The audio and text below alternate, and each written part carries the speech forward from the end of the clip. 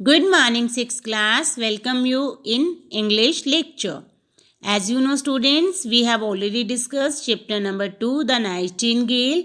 And today in this video lecture, we will discuss all the textual question answer of this chapter. So, our first question is, where did the Nightingale live? Nightingale कहाँ रहती थी?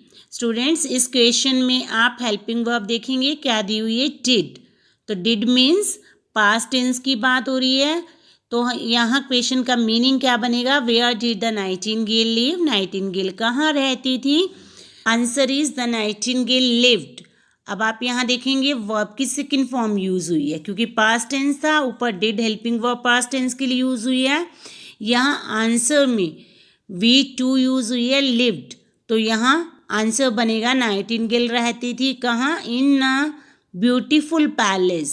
एक सुंदर से palace में, महल में. किसका था वो? ऑफ चाइनीज एम्परर, जो चाइना के शासक का था. तो बुलबुल चाइनीज एम्परर के महल में रहती थी. और second question is, how did the emperor find out about the Nightingale? यहाँ भी आप देख रहे हैं हेल्पिंग वर्ब कौन सी यूज हुई है? डिड. तो यहाँ भी पास्ट में जाएगा क्वेश्चन की sense. How did the emperor find out? Emperor ने कहाँ ढूंढा, उन्हें कहाँ मिली अबाउट द नाइटिंगेल? नाइटिंगेल के बारे में जो इन्फॉर्मेशन थी एम्परर को कहाँ से मिली, उसे कहाँ से पता चला उस नाइटिंगेल के बारे में? Answer is he found out about the Nightingale. उसे नाइटिंगेल के बारे में पता चला फ्रॉम द बुक, बुक में से. Written in the praise of his palace, जो बुक उसके पैलेस की प्रेज करने के लिए लिखी गई थी. मींटू से एक दिन एम्परर ने अपने लाइब्रेरी में देखा कि उनके जो पैलेस की ब्यूटी को एक्सप्लेन करने के लिए उनके पैलेस की जिस बुक में बहुत प्रेज की गई थी उसी के अंदर उन्होंने देखा कि नाइटिंगेल के बारे में भी लिखा हुआ है कि चाइनीज़ एम्परर के पैलेस में एक बुलबुल भी रहती है. तो राजा को उस बुक से रीड करके पता चला कि नाइटिंगेल कहाँ थी और कैसी थी. Our third question is, what effect did the Nightingale song have on the emperor?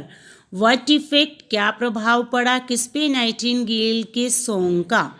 जो बुलबुल ने सॉन्ग गाया इतना अच्छा, उसने क्या इफेक्ट डाला ऑन द एम्परर, शासक पे? Answer is the emperor recovered his illness.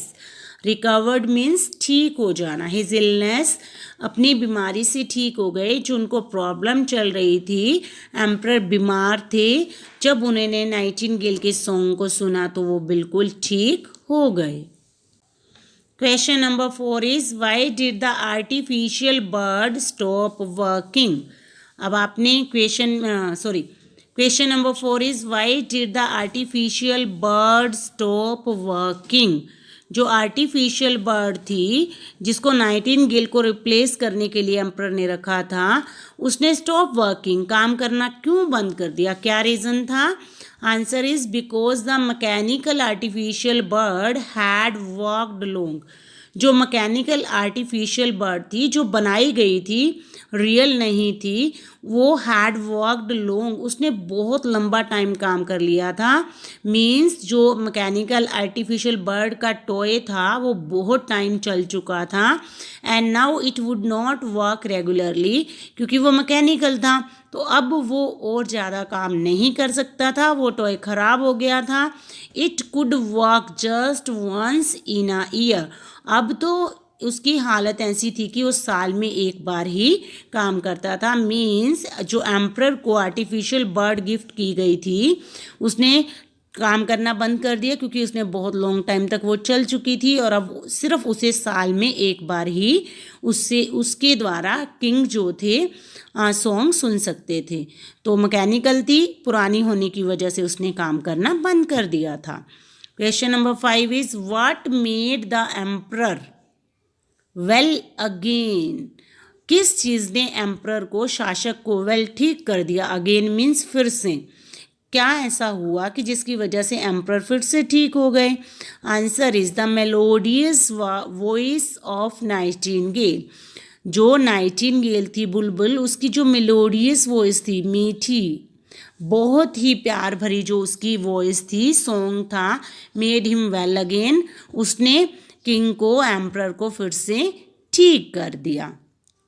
तो एम्प्रर कैसे ठीक हुए? जब एम्प्रर ने रियल वाली नाइटिंगेल का सॉन्ग सुना, उसकी मेलोडियस वॉइस सुनी, तो वो बिल्कुल ठीक हो गए फिर से।